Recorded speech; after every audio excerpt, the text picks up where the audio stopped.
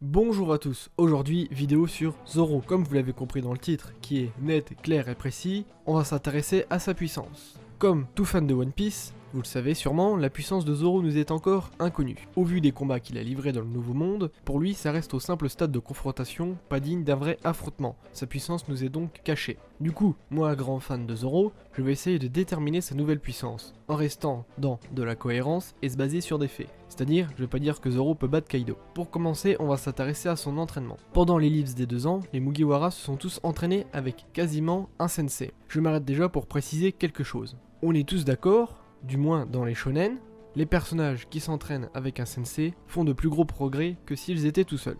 Malheureusement, de tout l'équipage, Zoro est sûrement celui où on en connaît le moins de ce qu'il a pu apprendre. Comparé à un Luffy, on a pu suivre une partie de son entraînement et avoir les bons conseils de Rayleigh qui pop de temps à autre avec des flashbacks, mais rien pour Zoro. Tout comme Luffy, Zoro a eu un des meilleurs, voire le meilleur comme maître pour son domaine, c'est-à-dire le combat au sabre. Nous allons faire un parallèle avec l'évolution de Luffy. Avant les Apes, Luffy et Zoro devaient être équivaux, même si Luffy en tant que capitaine doit être le plus fort. Mais je veux dire que par là, si un combat sérieux aurait eu lieu, Luffy ne s'en sortirait pas dans le même état que contre Usopp. Luffy après son entraînement avec Rayleigh est revenu avec le Gear Force qui explosa Doflamingo, Crackers et suite à un power-up Katakuri le second de Big Mom. Donc si Luffy avec Rayleigh en maître qui lui a seulement appris les bases du Haki en 1 an et demi on va dire, car Luffy a mis du temps avant de se remettre de Marineford, mais à moins que je dise une bêtise, reprenez-moi si je me trompe, Rayleigh n'a pas pu dire à Luffy « essaie de faire ça avec ton fruit pour une nouvelle technique ». Il a dû s'arrêter à « combine ton Haki comme ça avec ton fruit ». Bon, tout ce blabla pour dire que Zoro lui est un maître épéiste. Donc en termes d'apprentissage, Zoro a dû avoir un meilleur entraînement. Et je me permets de rajouter un avis personnel, je pense que Zoro a dû avoir l'entraînement le plus rude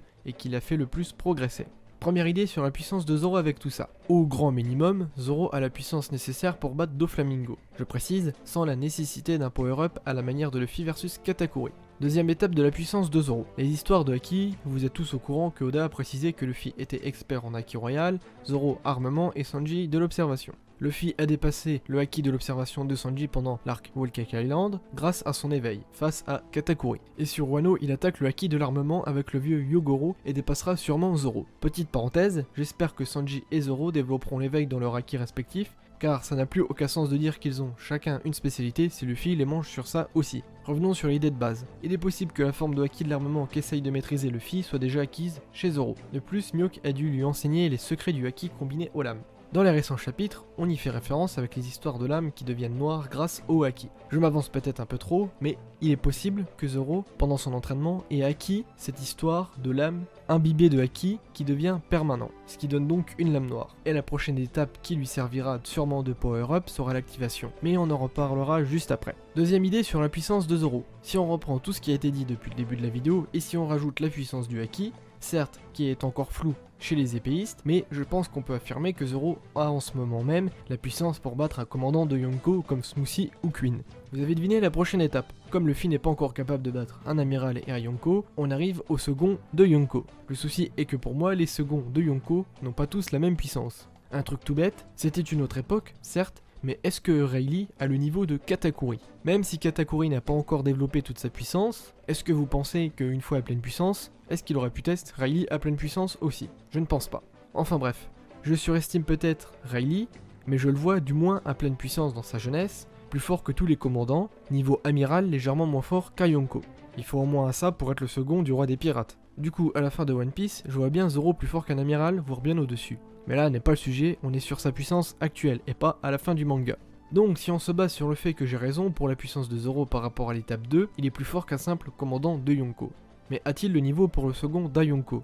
Eh bien, en tant que fan, j'ai envie de dire oui, et je dirais même plus, il n'a pas besoin d'un power-up pour être à leur niveau. Après, la raison et scénaristiquement me fait penser qu'il doit être en dessous pour avoir le power-up qu'il fera battre King, par exemple. Mais avant d'affirmer que Zoro a la puissance d'un second Yonko, on va essayer de se baser sur du concret. Depuis le Nouveau Monde, il a one-shot Odi, l'homme poisson épéiste, un dragon, Pika, petite confrontation avec Fujitora, et il a battu Killer en mode brisé mentalement. Certes, il a eu une blessure, et d'ailleurs complètement what the fuck qu'il était obligé d'être soigné à moins qu'il y avait du poison sur la lame. Du coup, y a rien à en tirer de ces combats. Comme je vous l'avais précisé tout au début de la vidéo, on peut rien conclure sur les combats qu'a eu Zoro. Donc, ça va être avec Luffy que je vais me baser. Ton capitaine est considéré comme le 5ème Yonko. Tu es son second, ton capitaine a battu 2 commandants, dont un second de Yonko.